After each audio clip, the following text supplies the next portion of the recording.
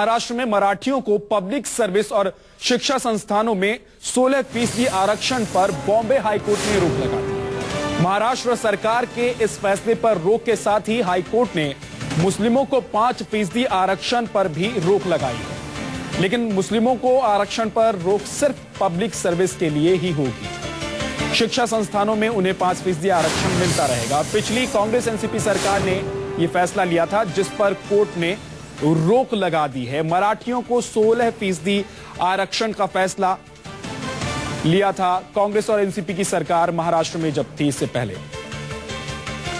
News 24 संवाददाता इंद्रजीत सिंह हमारे साथ जुड़ गए हैं। इंद्रजीत, क्या कहा है हाईकोर्ट ने?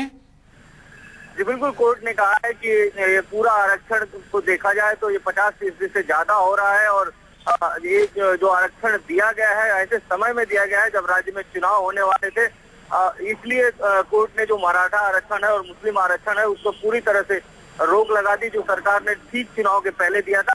लेकिन एक राहत जरूर है मुस्लिम आरक्षण के पक्ष में कि जो एजुकेशन में 5% आरक्षण है वो जारी रहेगा।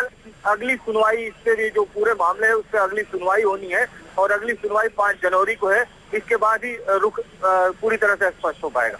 ये बड़ा सेटबैक है कांग्रेस और एनसीपी के लिए। कम से कम जो दोनों पार्टियों की सरकार थी और इन्होंने मिलकर ये फैसला लिया था, उस पर कोर्ट ने अगर रोक लगा दी है तो जी बिल्कुल बड़ा सेटबैक है, क्योंकि ठीक चुनाव के पहले लिया गया था ये फैसला और कोशिश की गई थी कि जो मराठा वोट बैंक है उसके भरोसे, मराठा और मुस्लिम वोट बैंक के भरोसे राज्य में चुनाव में अच्छा प्रदर्शन किया जा सके। लेकिन सबसे बड़ी बात यह है कि आरक्षण का सगुफा छोड़ने के बाद। चलिए, शुक्रिया इंद्रजीत, नजर बनाकर रखिए, आपके पास लौटूंगा।